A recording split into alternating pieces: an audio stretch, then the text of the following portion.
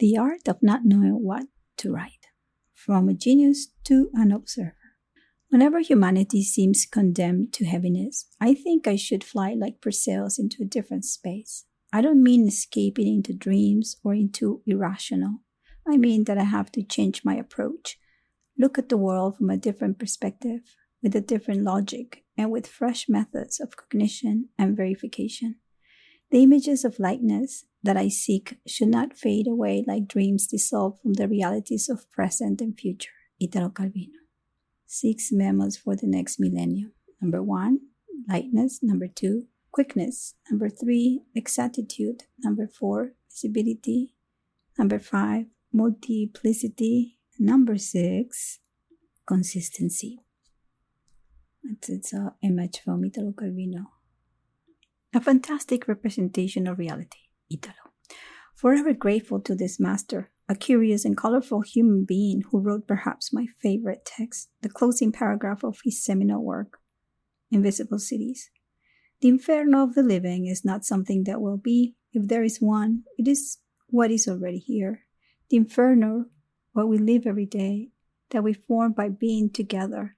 There are 2 ways to escape suffering it. The first is easy for many. Accept the inferno and become such a part of it that you can no longer see it. The second is risky and demands constant vigilance and apprehension. Seek and learn to recognize who and what in the midst of the inferno are not infernal, then make them endure. Give them space.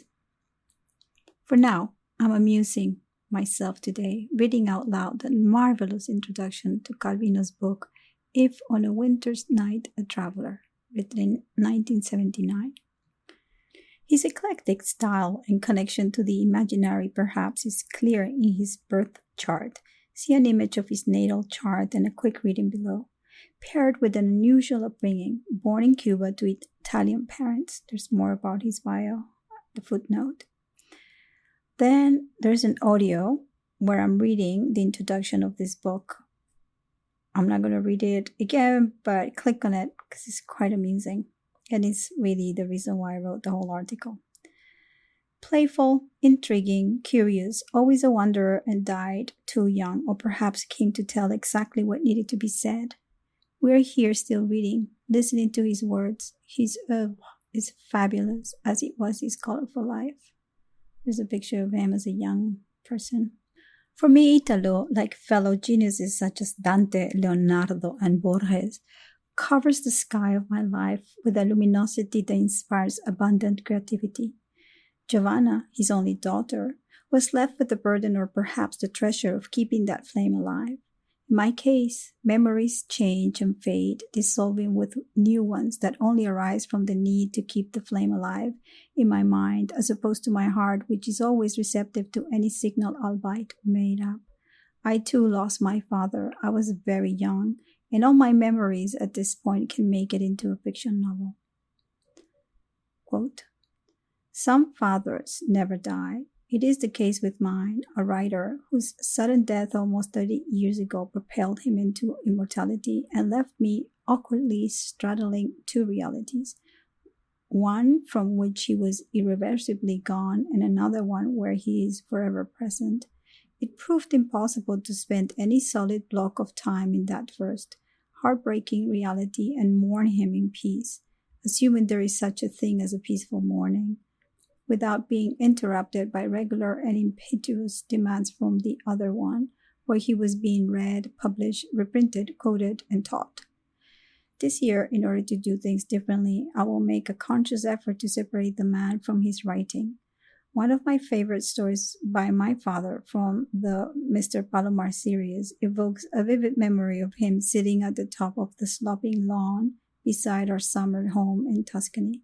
The Palomar character and my father are so similar that I tend to conflate them. The story is titled Dialogue with a Turtle, and the mental image it conjures up is of my father, in espadrille, sitting cross-legged in a washed-out butterfly folding chair, his brow simultaneously knitted and raised, making him look 80% concentrated and 20% perplexed. But this image is fake, as many memories are. It is a composite of various moments of photos of other people's recollections. Italo Calvino, A Daughter's Reminiscence. There was an article that it was published. There's a link on June 13, 2014. I started producing myths from modern science. I'm building a case against attention to myself. In the last week, I have been a hermit, slowly dissolving into the echo of silence. In the upcoming weeks, I am in a retreat from the world, into a sort of fantasia, into the realm of the imagination, the power of isolation and creativity all at once. Yeah, less celestial talk or not that much, as its chatter needs to be validated by real happenings. In this realm, I'm a wanderer, the traveler, both the observer and the observed. I told you I was on a pilgrimage to relate to the most precious of things, myself, my freedom, my life. Roles, in which capacity? The creative. Every man is an artist. Joseph Beuys once said, every man is an artist. And he meant art as a social practice. Be mindful that I did not say as a social activist. Art has been abused as a social activity where political agendas are in a constant exchange of deals, only benefiting those clever enough to play the game. No, I want to be free. Art is freedom. And now I have a safe place to be in my heart. As I play with the architecture of an upcoming book, yes, you read right. The structure that will be faithful to my non-linear, abstract, and authentic, non-compromising ways that at times reveal me as a polymathist at heart. A design or arrangement that won't betray the fluidity of my nature. Instead, it will underline, enhance, and celebrate it. As I play and unfold surprising turns, like this morning, out of the blue, Ítalo appeared before me while I was swimming, and he uttered these words, "Do a search with my name, not the usual Google search. Be creative. What you'll find will validate your feelings." Okay, will do, and so I did.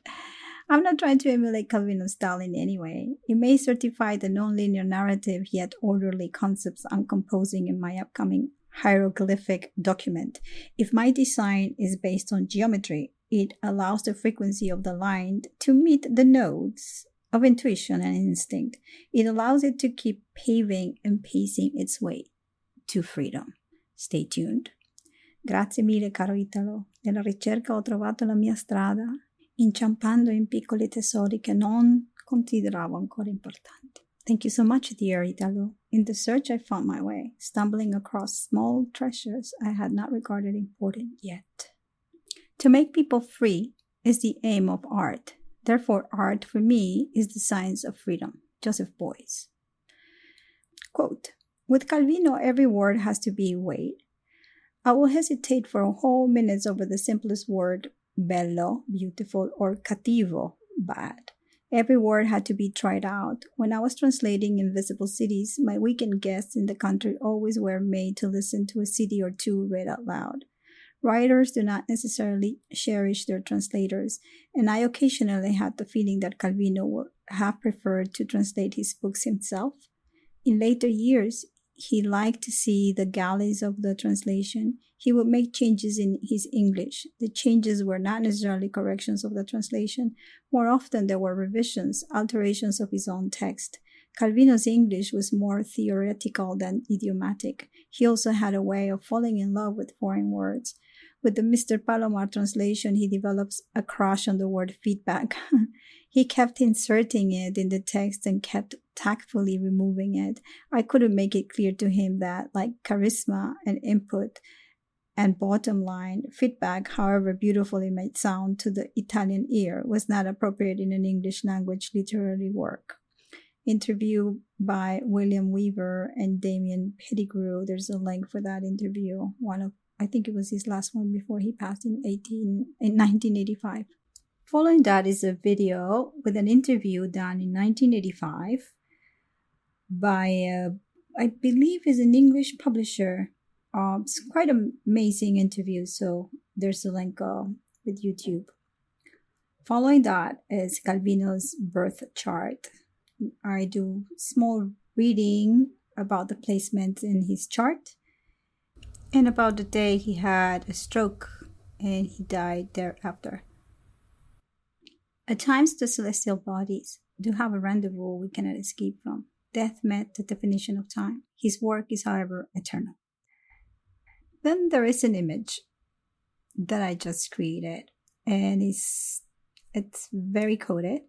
It says Dominus, Lord, Absolute, Regina Coeli, Queen of Heaven, Moon, Microcosmos, Humankind, Earth, Vata, Fate, planets, Sole, Sun, Lactea, Milky Way, and Sidereal, stars. There's a clue there. And it says Do, Re, Mi. These days I have barely any contact with the outside environment. I spend hours sensing Mother and in touch with water and the elements. I also listen and test higher frequencies, tuning into a path of reconnection. There is no reverberation or noise other than what needs to be perceived. Mother is responding to touch. The last full moon fell on her Aquarian nodal axis, the 19th gate, the sensitive soul, which is all about feeling, sensing, and touch. Is also tuned and sensitive to communal needs. Do you know how much can humans sense with our sight and our hearing, touch, smell, and taste? Do you know that if waves exist outside of these spectrums, they are still perceived even if one is removed physically? Well, imagination travels along those lines or frequencies.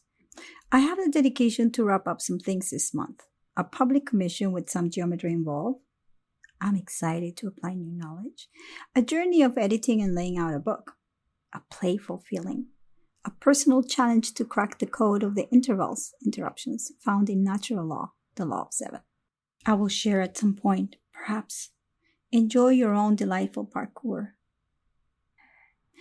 Enjoy the elements in humans that wake you up from dormant isles.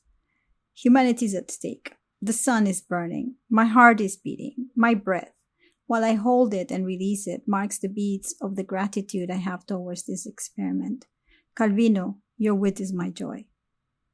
When you copy-paste, you are depriving your creativity of singularity.